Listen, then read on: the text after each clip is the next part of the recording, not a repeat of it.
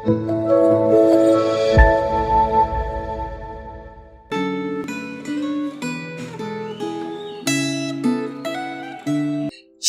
saudara, jumpa kembali di dalam Refleksi Gema tanggal 6 Januari 2023. Kita bersyukur buat hari yang Tuhan percayakan kepada kita hari ini. Mari kita bersama-sama merenungkan firman Tuhan di hari ini, agar kiranya perjalanan hari demi hari di sepanjang tahun yang baru ini, kita boleh mengalami dan merasakan Tuhan yang menyertai kita. Sebelum kita merenungkan firman Tuhan, mari kita bersatu di dalam doa. Tuhan, kami berterima kasih buat seluruh kebaikan-Mu, buat kasih karunia yang Kau percayakan, sehingga hari ini ada, itu kami percaya karena semua berasal daripada Tuhan. Dan kami mau hari ini kami mulai bersama dengan Tuhan, agar kiranya firman-Mu lah yang memenuhi kami di dalam perjalanan kami sepanjang hari ini sampai seterusnya. Terima kasih Tuhan, di dalam nama Yesus Kristus kami berdoa dan kami bersyukur. Amin.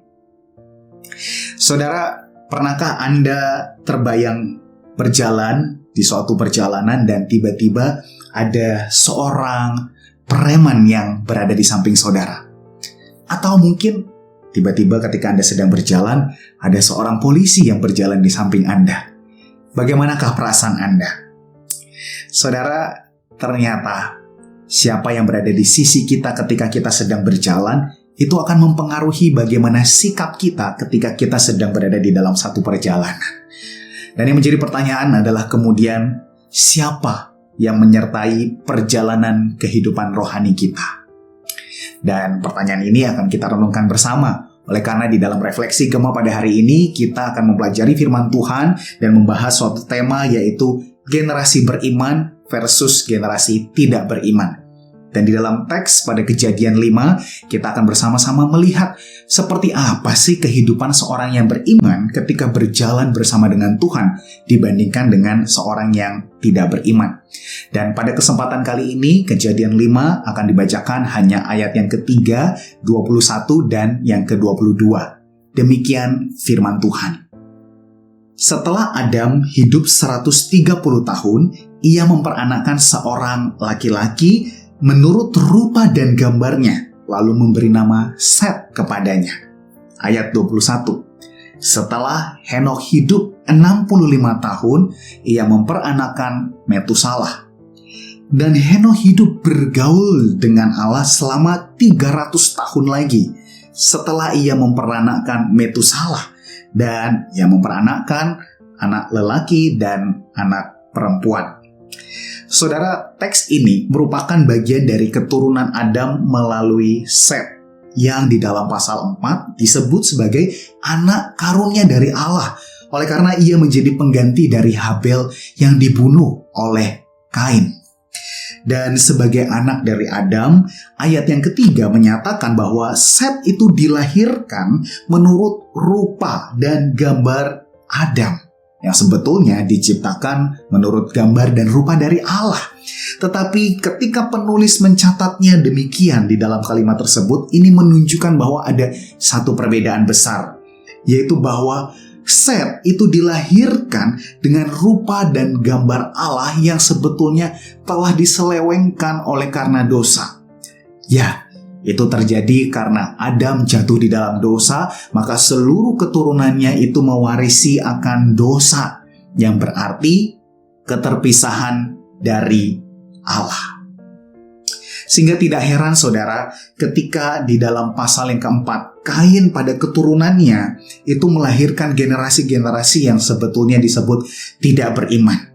Dan penulis kemudian menonjolkan akan satu orang tokoh, khususnya pada keturunan yang ketujuh, yaitu yang bernama Lamekh. Lamekh adalah seorang yang menunjukkan dosa yang semakin berkembang di dalam kehidupan manusia. Dan bahkan ia menunjukkan satu kehidupan berpoligami. Dan di satu momen dia bahkan begitu bangga membunuh akan saudaranya sendiri. Tetapi apakah itu akhir dari kehidupan manusia yang diciptakan oleh Tuhan? Tentu tidak, saudaraku. Sebab atas kasih karunia dari Tuhan, maka keturunan Adam melalui Set yang kemudian ditonjolkan oleh penulis, yaitu keturunan ketujuh yang disebut sebagai Henokh yang tadi kita telah baca. Di sana menunjukkan suatu perbedaan. Meski Adam dan keturunannya terpisah dengan Allah secara rohani, tetapi di situ membuktikan bahwa Allah yang begitu mengasihi tidak pernah melepaskan kasih-Nya, keberadaannya, dan kehadirannya bagi orang-orang yang Dia kasihi. Meski demikian saudara, hal ini barulah bayang-bayang yang sebetulnya mengarah kepada kasih Kristus yang di dalam silsilah pada Lukas pasal yang ketiga disebutkan ia adalah keturunan Enos, anak dari Set, anak dari Adam, dan anak Allah. Dan kasih karya Kristus inilah yang pada akhirnya kemudian menghubungkan kembali, mendamaikan kembali, mengembalikan seutuhnya keterpisahan yang terjadi antara manusia dengan Allah. Dan kembali kepada teks ini saudara, hal yang menarik, di dalam bayang-bayang tersebut Allah pun turut hadir di dalam kehidupan orang-orang percaya yang masih berdosa ini. Tidak disebutkan kapan dimulainya, tetapi dalam ayat 21 dan ayat 22 mencatat Henokh hidup bergaul dengan Allah selama 300 tahun setelah ia berusia 65 tahun dan memperanakkan Metusalah. Henokh sendiri tidak disebutkan seperti keturunan-keturunan lainnya yang kemudian menjumpai akan kematian, sebab ia kemudian diangkat oleh Allah dan ia hidup bersama dengan Allah. Usia yang tercatat sebelum ia diangkat oleh Allah adalah 65 tahun. Itu berarti ketika Allah beranugerah untuk akhirnya menunjukkan kehidupan yang bergaul bersama dengan Henokh, manusia yang berdosa itu, Henokh sampai kesudahannya, ia menjaga kehidupan dengan pergaulan yang intim dengan Allah. Saudara, saya tidak tahu bagaimana dengan Anda dan saya, sejak kapan kita sudah mengenal Allah. Tetapi hari ini, saya mengundang kita sekalian bersama-sama di dalam anugerah Tuhan. Maukah kita kembali memulai sebuah kehidupan di dalam pergaulan yang intim dengan Allah? Di dalam bahasa asli, kata bergaul itu berarti berjalan, beriring-iringan dengan Allah. Itu berarti kemana ia berjalan, kita berjalan bersama dengannya. Apapun yang menjadi pilihan dari Tuhan, itu yang menjadi pilihan kita juga. Sehingga apa yang menjadi tujuannya, di sana pun itu menjadi tujuan kita. Saudara, Charles Spurgeon menggambarkan, seorang yang berjalan bersama itu identik dengan sahabat yang bercakap-cakap tentang hidup, tentang permasalahan, tentang pergumulan, bahkan mungkin hal-hal yang rahasia di antara dua sahabat tersebut. Dan saya percaya bahwa Tuhan selalu ada bersama-sama dengan kita. Tetapi kembali yang menjadi pertanyaan, ketika Tuhan itu menyertai dan berjalan bersama dengan kita, sebagai apakah kita menempatkan Dia? Apakah kita berjalan di dalam ketakutan? Kita takut diawasi dan dituntut dan lain sebagainya?